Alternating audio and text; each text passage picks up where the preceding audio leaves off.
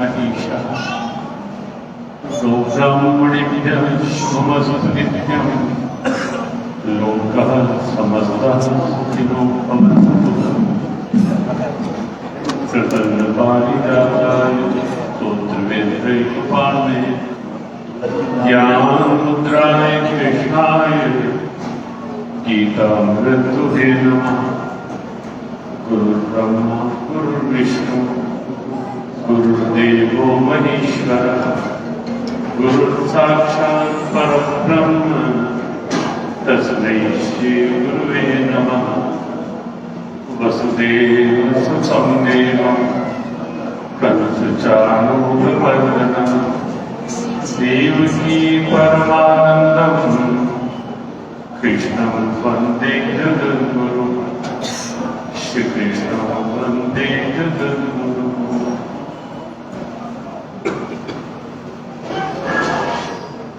एक दो मिनट के लिए भगवान का पावन मंगल में नाम का उच्चारण करें। ओम नमो भगवते वासुदेवाय। ओम नमो भगवते वासुदेवाय। ओम नमो भगवते वासुदेवाय। ओम नमो भगवते वासुदेवाय। ओम नमो भगवते वासुदेवाय। ओम नमो भगवते वासुदेवाय। ओम नमो भगवते वासुदेवाय। ओम नमो भगवते वासुदेवाय। ओम नमो भगवते वासुदेवाय। ओम नमो भगवते वासुदेवाय। ओम नमो भगवते वासुदेवाय। ओम नमो भगवते वासुदेवाय। भक्त की कृपा रख देवो मेरी अर्जी। भक्त की कृपा रख देवो मेरी अर्जी। तूने दुनिया दबाई अब तो तेरी मर्जी। तूने दुनिया दबाई अब तो तेरी मर्जी। जिसे रखे उसे करना गुजारा चाहिएगा। जिसे रखे उसे करना गुजारा चाहिएगा। जिसे रखे उसे करना गुजारा चाहिएगा। जिसे रखे उसे करना गुजारा चाहिएगा। मैनू को तेरे नाम का सहारा चाहिएगा। मैनू को तेरे नाम का सहारा चाहिएगा। ओम नमो भगवते वासुदेवाय। ओम नमो भगवते वासुदेवाय। ओम नमो भगवते वासुदेवाय। ओम नमो भगवते वासुदेवाय। वासुदेवाय वासुदेवाय। कृष्णदेवाय कृष्णदेवाय। सद्गुरुदेवाय सद्गुरुदेवाय।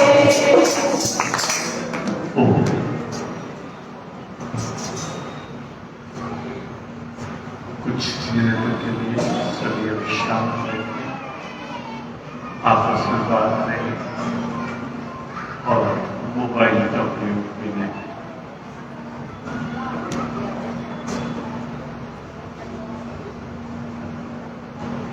आज वैसे तो ज्येष्ठ मास की शुक्ल पक्ष की नवमी है उदय तिथि के अनुसार, लेकिन इस समय दोपहर से लेकर इस समय दशमी का पक्ष भी लगा हुआ है। ज्येष्ठ शुक्ल दशमी के साथ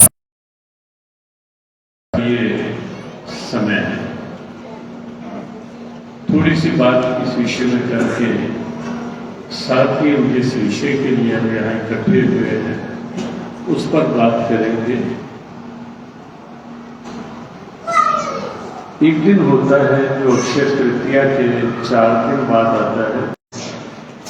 संकल्प जब किया था गंगा जी को धरा पर लाने का, और उसके पीछे भी कारण था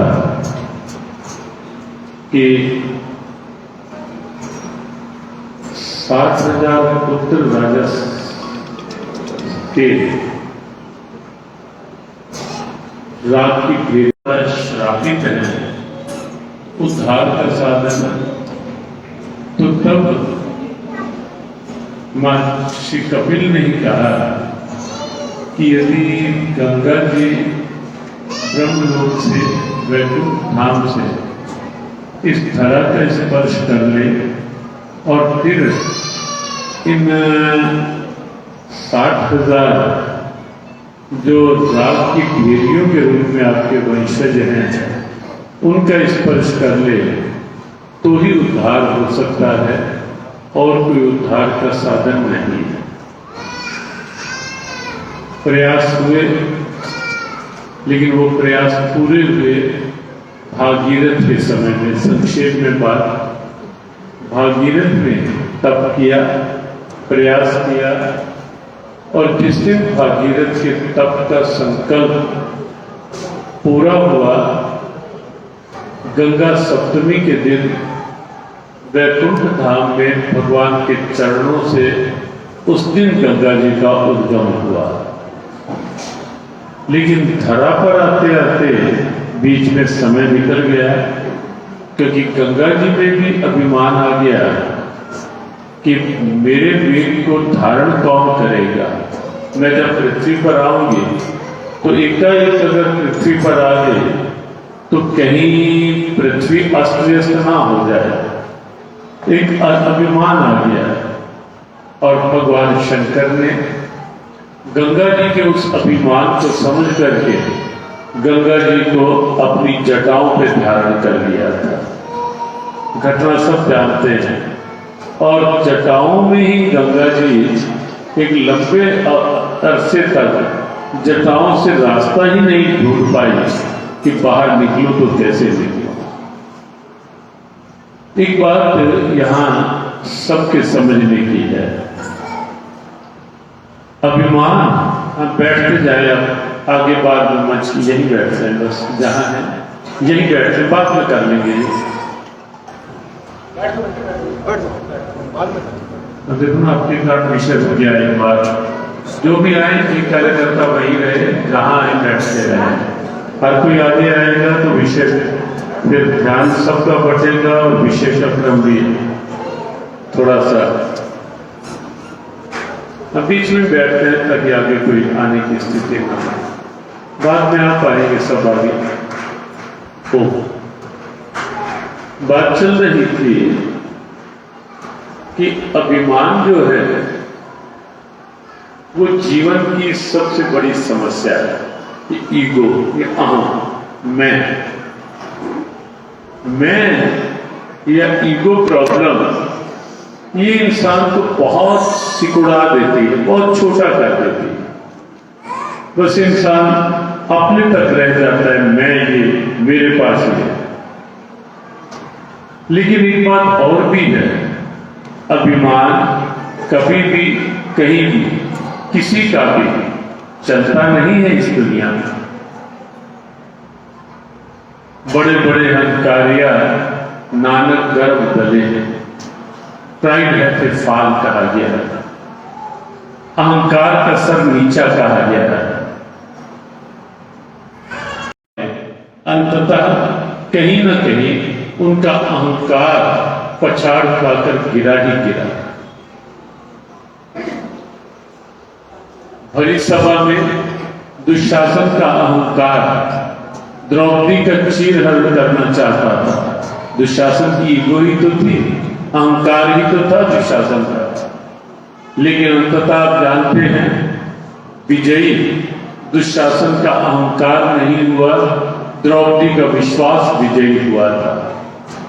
जब द्रौपदी ने दोनों हाथ उठा दिए थे, अपने अंतर्यामी गोविंद को पुकारा था और भगवान वस्त्रावतार बनकर उन्हें आने में भी हिचकिचाहट नहीं हुई और दुशासन हार गया, पछाड़ खा के गिर गया।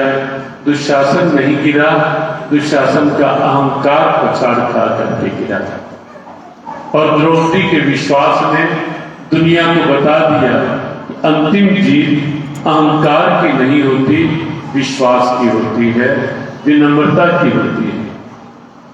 एक और हिरण्याकशिपु का अहंकार था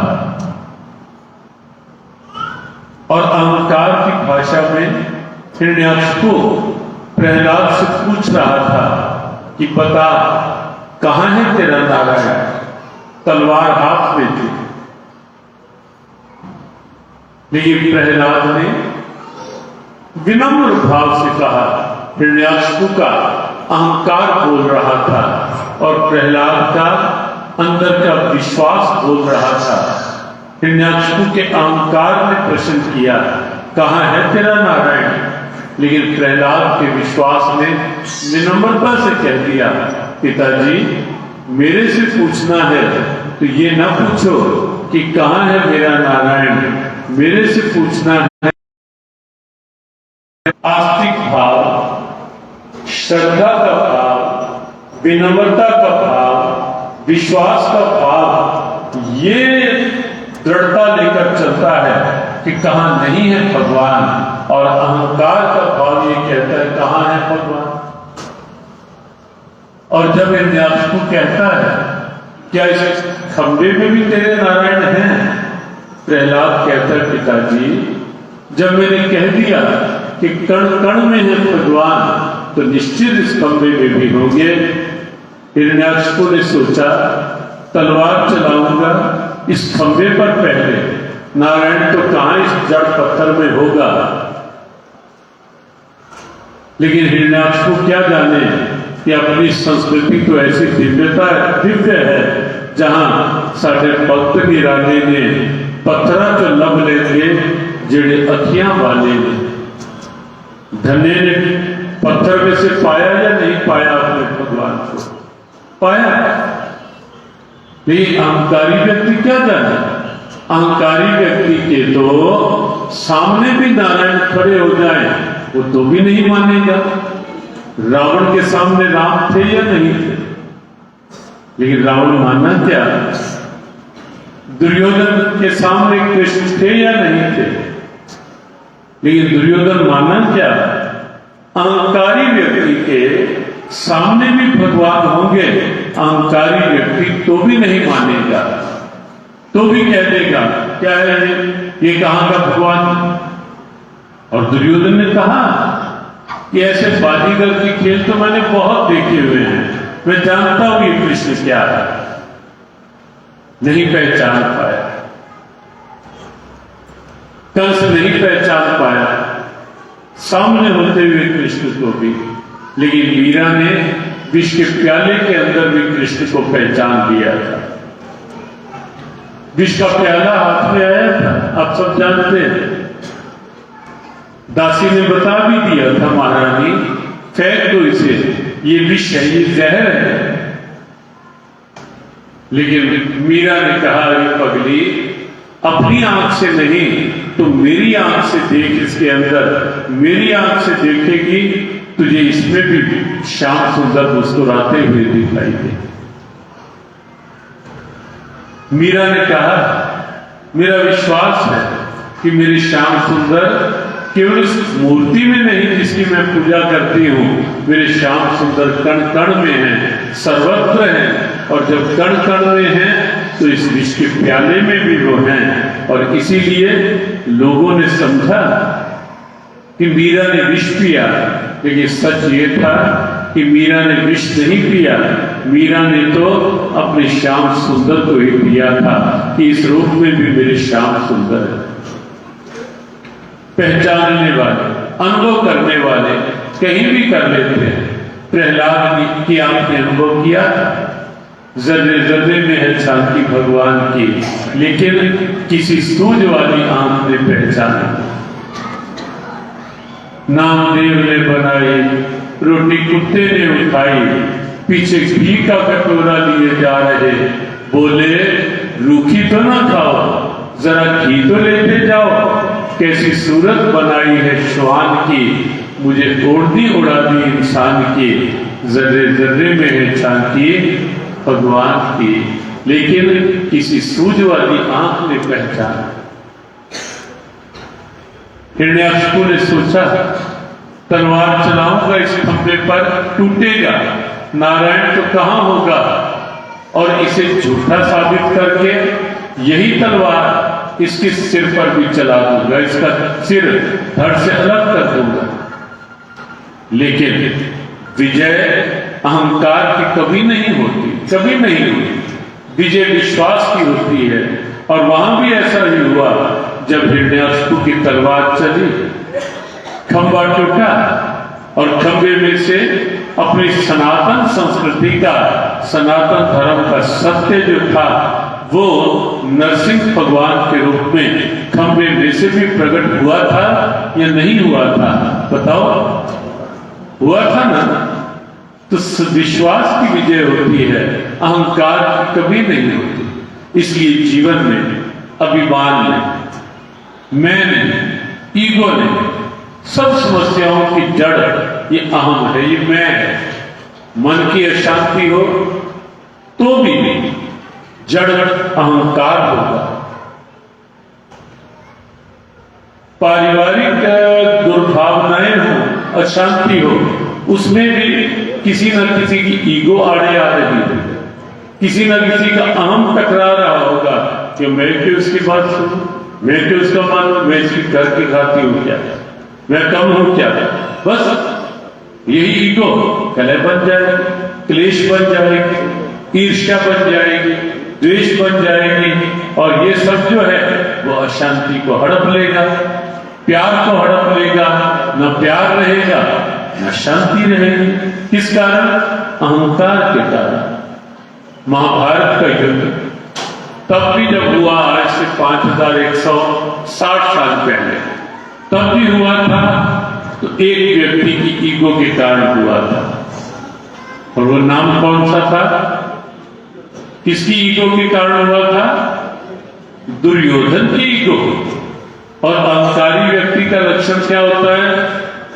कि मैं जो कह रहा हूं ठीक, मैं जो कर रहा हूं ठीक, बस आगे किसी की नहीं सुनी। दुर्योधन की यही सोच थी जो महाभारत का कारण बनने लगे थे। वो केवल एक ही कारण से कि वो अहम में नहीं जीते, ईगो में नहीं जीते, वो अपने अहंकार को, जैसे गुरबाणी ने कहा कि मैं मेरी नु मार के निकले, तो एक छोटा सा दायरा होता है, ये मैं, ये मेरा। और जब इससे ऊपर उठ करके जीते हैं तो निश्चित रूप से वो दायरा व्यापक हो जाता है, व्यक्तित्व के रूप में पनपता है, और वो एक समाज की प्रेरणा बन जाता है। और इसीलिए आप देखेंगे, जैसे हमने बताया कि ऊंचे आसन से, और वो भी कंस के बाल पकड़कर, केश पकड़कर, जब कंस ने कहा कन्हैया तू जानता नहीं मैं तेरा मामा हूं, कन्हैया ने कहा जानता हूं। कृष्ण ये बता, मामा के बाल पकड़ने चाहिए या मामा के पैर चरण पकड़ने चाहिए? कृष्ण ने कहा पकड़ने तो चरण ही चाहिए बड़ों के, लेकिन चरण पकड़ने वाला आचरण भी तो होना चाहिए ना। और बाल मैंने इसलिए नहीं जरूरत, आवश्यकता नहीं होता, ठीक है, बहुत अच्छा है। बहुत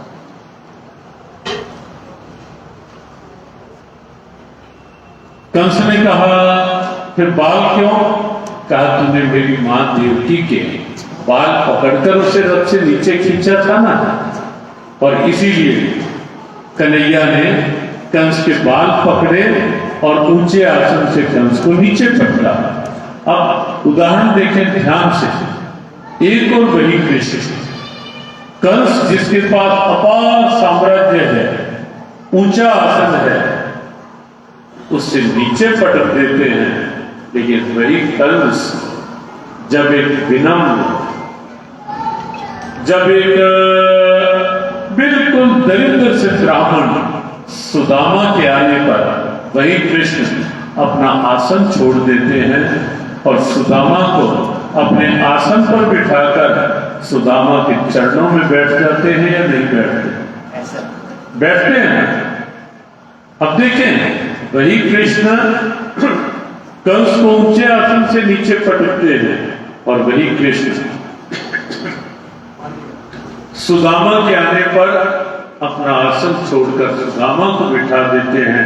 वहां तो न कोई धन था, न वैभव था, न कोई और कुछ था साधन, कुछ भी नहीं, और शरीर भी बिल्कुल जर्जर सा।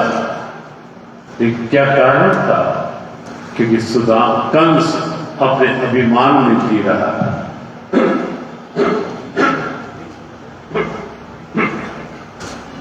कंस अपने अभिमान में जी रहा था और सुदामा अभिमान को त्याग करके, ठीक है, अभिमान को त्याग करके पूरी विनम्रता में जी रहा था। और जब विनम्रता होती है, विश्वास होता है, तो व्यक्तित्व बहुत व्यापक बन जाता है। और यही कारण है आज भी हम सुदामा का नाम आदर से लेते हैं। कंस न किसी ने आदर से नाम लिया होगा, न किसी ने किसी का नाम कंस दोबारा रखा होगा। ऐसे नाम निकलता है अंश रख लेते हैं, वैसे नाम निकलता है वंश रख लेते हैं। लेकिन किसी का कहते नाम निकले, बुरे से बुरा व्यक्ति भी होगा क्यों ना हो, नशेड़ी से नशेड़ी व्यक्ति भी क्यों ना हो, कोई कितना आतंकी भी क्यों ना हो, लेकिन उससे भी अगर कहोगे कि तेरे यहां पौत्र हुआ है, कहते नाम निकला है, कंस रख ले, तो क्या कंस नाम रख लेगा? वो कोई नहीं रखेगा। क्यों? अभिमान का प्रतीक है, और अभिमान के कारण सब बुराइयों का प्रतीक। अभिमान सब बुराइयों की जड़ है। एक और शूर्पणखा आती है अपने सौंदर्य का अभिमान लेकर के, भगवान उसका क्या हश्र करते हैं, और दूसरी ओर शबरी है, बिल्कुल हाथ जोड़े हुए विनम्र भाव से। राशि एक ही है, शूर्पणखा राजघराने की है, सौंदर्य का अभिमान है, ऐश्वर्य का अभिमान है, लेकिन भगवान को तो लेना ही कुछ नहीं, न किसी के ऐश्वर्य से, न किसी के सौंदर्य से, न किसी के वैभव से, न किसी के साधन से। भगवान तो कहते हैं, कह रघुपति सुन भामिनी बाता, मानो एक भक्ति का नाम।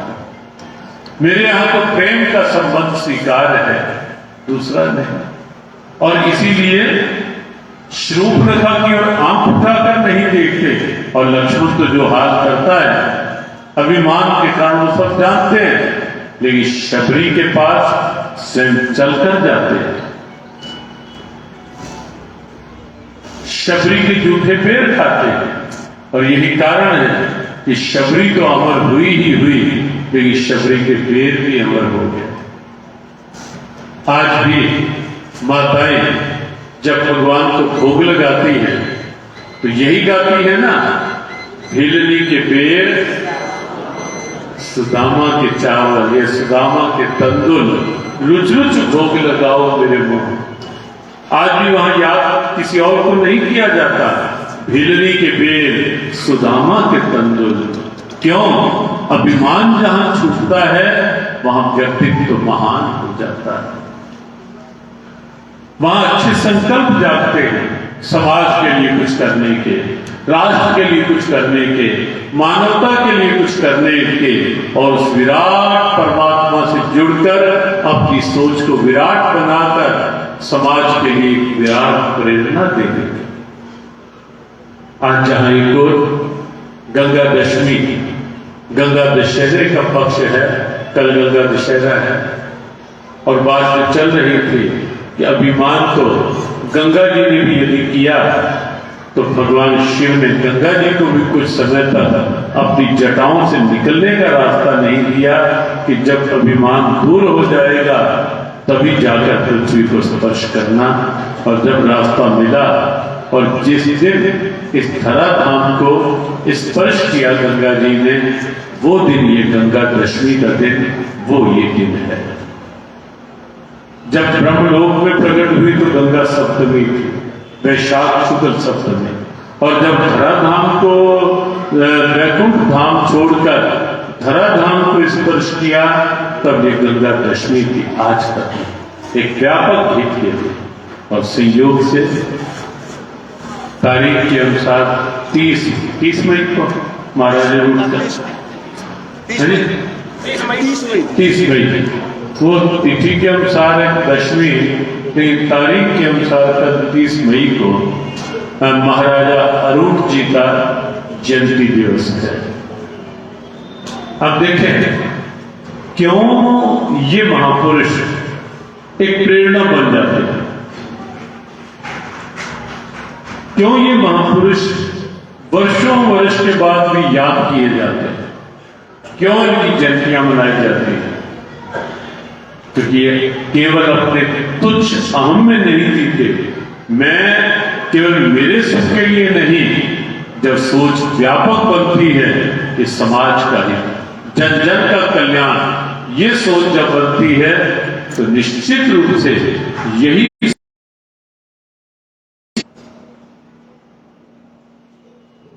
यद्यपि ऐसे महापुरुषों को आवश्यकता नहीं होती कि हम उनकी जयंतियां मनाएं, उनकी आवश्यकता नहीं होती, लेकिन ये समाज की आवश्यकता होती है कि जयंतियां मनाकर जिनके उपकार का परिणाम आज ये वंश करोड़ वंश चल रहा है सारा, जिनके संकल्प से, जिनके त्याग से, जिनके तप से, तो उस मूल को याद रखो, बहुत आवश्यक है। कृतज्ञता है, मूल का स्मरण बना रहे, बहुत आवश्यक है। और स्मरण बना रहेगा तो कहीं ना कहीं संगठन बना रहेगा, स्मरण बना रहेगा तो कहीं ना कहीं आपस का सद्भाव बना रहेगा।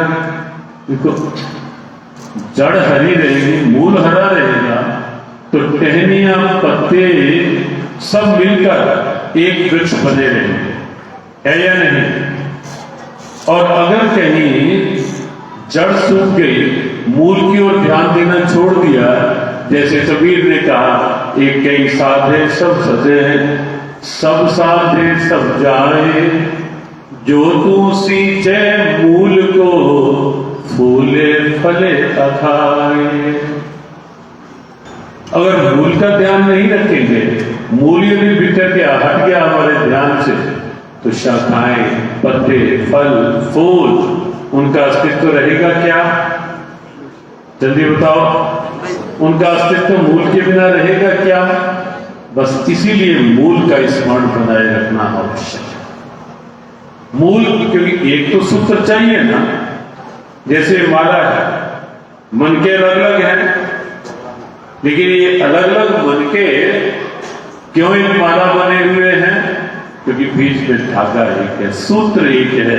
भगवान कृष्ण गीता में कहते हैं, मत्तः पत्र नान्य किंचिदस्ति धनंजय मयि सर्वमिदं प्रोतम सूत्रे मणिगणा इव।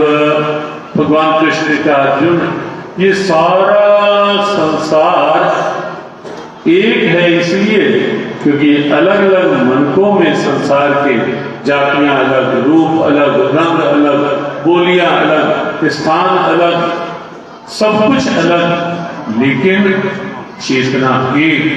वो धागा मैं हूं अर्जुन, मैं सर्वमिदं प्रोतम सूत्रे मणिगणाय, इन मणियों में धागा मैं। माला तभी माला है ना, नहीं तो अब जानते हैं कि माताएं जाती हैं, टूट जाए ना माला कहीं प्रेम की, कीमती है ये मोती बिखर जाए, कीमती है ये मोती बिखर जाएंगे। लेकिन एक ध्यान रखना कि माला तभी माला है यदि बीच में सूत्र है, धागा टूट, और सूत्र दो नहीं, सूत्र एक है, मन के अनेक हैं, इसलिए माला एक है। सूत्र भी टूट गया, मन के बिखर जाएंगे, तो मूल ये महापुरुष जो होते हैं, ये समाज को एक माला के रूप में पिरोने का एक सूत्र भी होते हैं। जैसे होता है वृक्ष का मूल होता है, मूल हरा भरा होगा तो सब अनेक टहनियां पत्ते एक वृक्ष की संज्ञा पाएंगे। सूत्र एक होगा, अनेक मन के एक माला बन जाएगी। ऐसे ही जब किसी एक के साथ एक को आदर्श मानकर चलेंगे तो सब लोग उस आदर्श के साथ जुड़कर संगठन बना रहेगा, सद्भाव बना रहेगा। और आज के समय में बहुत बड़ी आवश्यकता है कि हम संगठित होकर रहें, और संगठित होने में भी सद्भावना बनी रहे।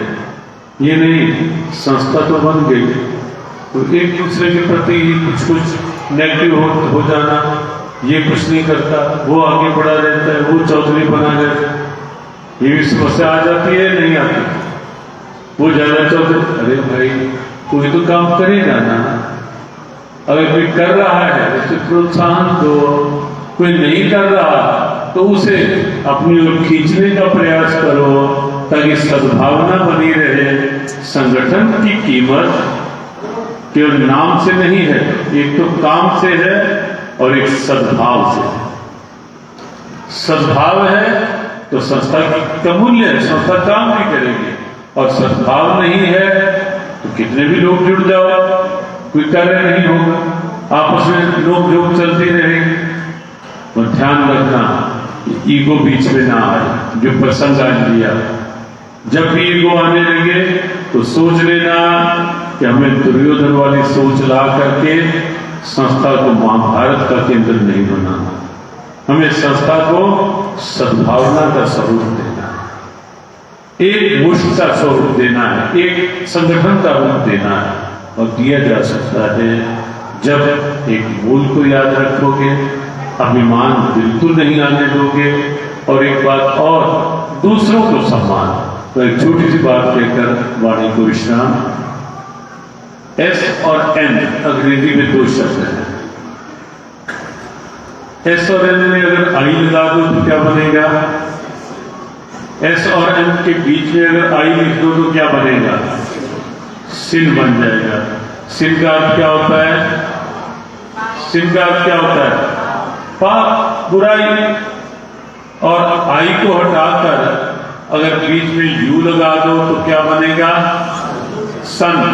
और सन का अर्थ क्या होता है? सूर्य अर्थात प्रकाश। बस ये काम करना है।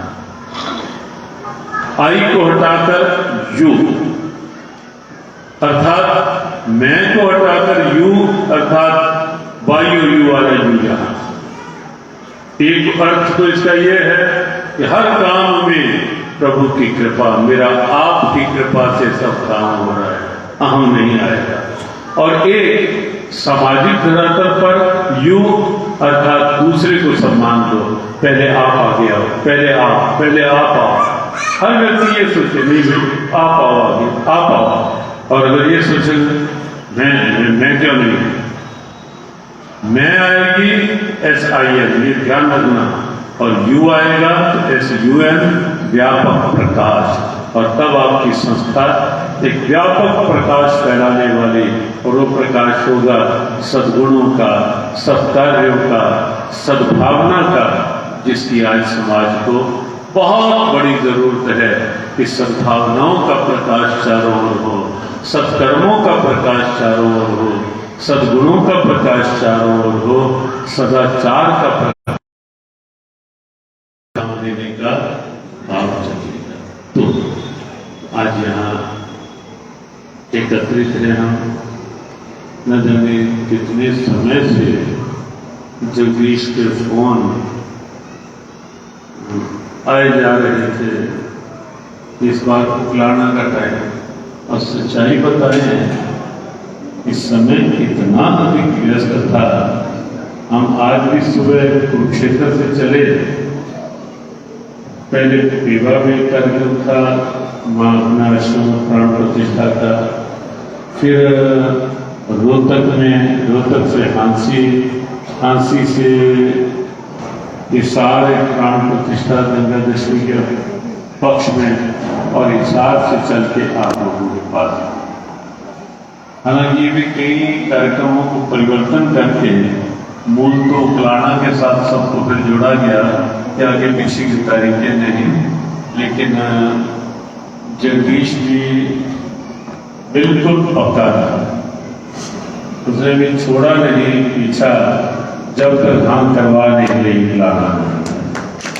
ये मुझे लगता है भगवान की कृपा और जगदीश के साथ संस्था के कई लोग कुरुक्षेत्र भी आए और कुरुक्षेत्र कुछ दिन पहले आए। तो मुझे लगता है कि 5-6 दिन पहले ये समय शायद निश्चित हुआ होगा, एक सप्ताह पहले ये समय निश्चित हो पाया, आज आना हो पाया। भगवान की कृपा, आप सब यहाँ उपस्थित रहे हुए भगवान की कृपा। महाराजा अरूप जी की जयंती का दिन कल है, उसकी पूर्व संध्या पर आप सबके लिए बहुत बहुत शुभकामना, मंगल कामना। और जो आपने सुना प्रारंभ में गंगा जी की प्रकटते के बाद, अभिमान के बाद, विश्वास के बाद, विनम्रता के बाद और अभिमान रहित होकर जीने के बाद, और उसी के साथ एक व्यक्तित्व महाराजा अरूप जी का अहम रहित और समाज का व्यापक हित, और अंत में ये SIR और SUN का भी अवश्य सभी याद रखें। और आज के सत्संग को आप जीवन की प्रेरणा बनाए रखने का प्रयास करें। फिर कभी योग बनेगा, इस क्षेत्र में कहीं आसपास आने का प्रयास रहेगा, फिर कभी उकलाना में आना हो पाएगा, कुछ भगवद गीता के भाव की बात और अधिक हो पाए। आज इतना ही। यहाँ आदरणीय भाई जी के द्वारा अच्छे भजन प्रारंभ में भी चलते रहे और हमारी उपस्थिति में भी उन्होंने 1-2 अच्छे भजनों का गायन किया और सबको उसमें आलापित किया। हमारे हृदय से शुभकामनाएं। सभी सुखी हों, सभी निरोगी, सभी बोले सभी सुखी हो, सभी निरोगी, सुखी हो सभी निरोगी, सब पर बरसे कृष्ण कृपा, सब पर बरसे कृष्ण कृपा, मंगल में हो सबका जीवन, मंगल में हो सबका जीवन, घर घर बरसे कृष्ण कृपा, घर घर बरसे कृष्ण कृपा, सब पर बरसे कृष्ण कृपा, सब पर बरसे कृष्ण कृपा। मेरे नाथ सभी बोले मेरे नाथ, मेरे नाथ मैं आपको भूलूं नहीं, मैं आपको भूलूं नहीं, मेरे नाथ मेरे नाथ मैं आपसे दूर न रहूं, मैं आपसे दूर न रहूं, आप मुझसे दूर न रहें, आप मुझसे दूर न रहें, मेरे नाथ आप अपनी कृपा आप अपनी कृपा सदा सब पर बनाए रखें, सदा सब पर बनाए रखें।